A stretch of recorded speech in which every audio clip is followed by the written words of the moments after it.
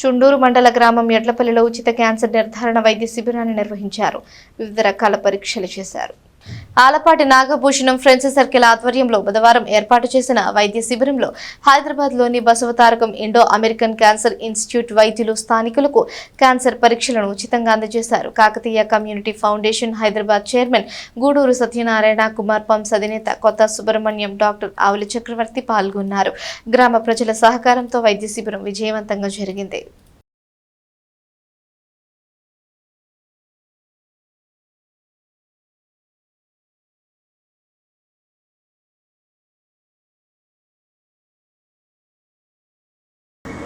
మన సొసైటీలోనే ఈ క్యాన్సర్ మహమ్మారి అనేది చాలా ఇబ్బందికరమైన వాతావరణం.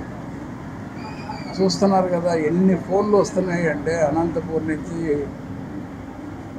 శ్రీకాకుళం వరకు రెగ్యులర్గా రోజు ఒకళ్ళిద్దరు తెలిసిన వాళ్ళ ద్వారా ఈ క్యాన్సర్ కోసం పరిగెత్తుకొస్తున్నారు. అదృష్టం కొద్దీ మనకి బసవతారకం అనేది మంచి ఇన్స్టిట్యూట్. అక్కడ వేరే వాళ్ళకి హాస్పిటల్కి దానికి ప్రోటోకాల్స్లో చాలా తేడా ఉంది. వీళ్ళకైతే ఇంటర్నేషనల్ ప్రోటోకాల్స్ ప్రకారం వీళ్ళు ట్రీట్మెంట్ అయ్యి జాగ్రత్తగా చేస్తారు. ఇవాళ వాళ్ళ సొంత ఖర్చులతో వాళ్ళ బస్సు, 20 మంది స్టాఫ్, డాక్టర్లు, ఇంతమంది మీ ఊరు వచ్చి ఇక్కడ చేస్తున్నారు అంటే దీన్ని మీరందరూ సద్వినియోగపరచుకోవాలి. ఇదే చేపియాలి అని అంటే మీరు హైదరాబాద్ చేపియాలంటే మనిషికి 30-30 వేలు అవుతుంది. అదే కాకుండా 5-6 రోజులు టైం పోతుంది.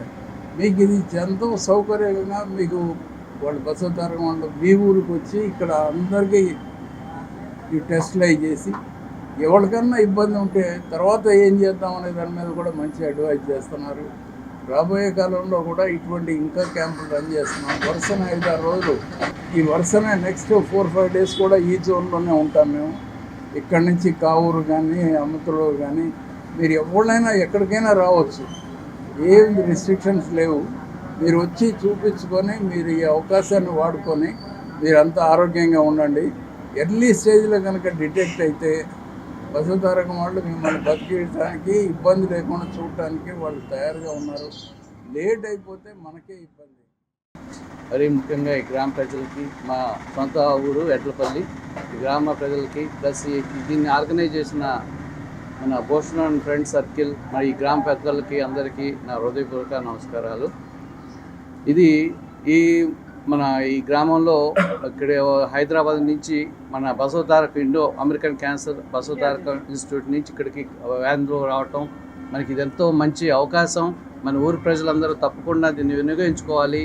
ఏమాత్రం భయపడకుండా, దీన్ని క్యాన్సర్ అంటే బోతుల్లాగా చూసుకోకుండా వచ్చి ముందరగానే మనం స్క్రీనింగ్ కనుక చేసుకున్నట్టయితే దానికి ఎంతో మేలు కలుగుతుంది.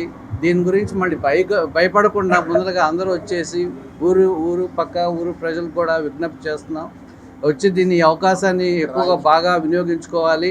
తర్వాత ఇదే టెస్టులు మనం ఇంకా వేరే బయటకు వెళ్ళి చేయించుకోవాలంటే చాలా ఖర్చుతో కూడిన పని.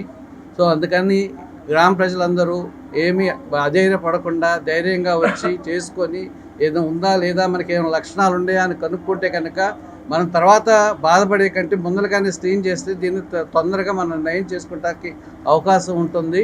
అందుకని ఈ అవకాశాన్ని అందరూ సద్వినియోగం చేసుకొని, మరి ఎక్కడి నుంచో డాక్టర్గా హైదరాబాద్ వాటి నుంచి వచ్చి బస్సులు తీసుకొచ్చి ఇంత సౌకర్యం కల్పించారు కాబట్టి ఈ అవకాశాన్ని అందరూ ఉపయోగించుకోవాల్సిందిగా కోరుతున్నాను. ఈ మండలంలో ఉన్న గ్రామ ప్రజలందరికీ విజ్ఞప్తి చేస్తున్నాం. దీన్ని వచ్చేసి క్యాన్సర్ గురించి అవగాహన మరియు నిర్ధారణ శిబిరం చేయడం జరుగుతుంది.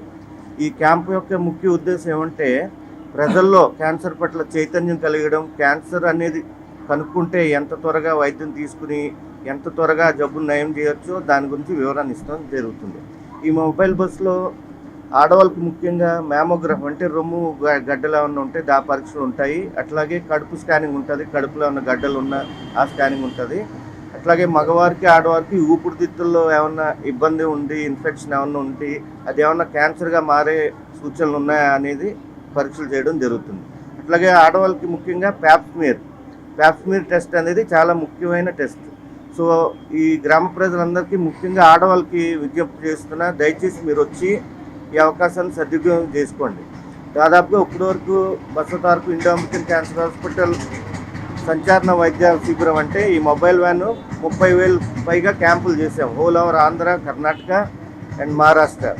సో చాలామంది ప్రజలు సంతోషపడ్డారు. వాళ్ళకి నయమయ్యాక వచ్చి మా దగ్గర కనబడి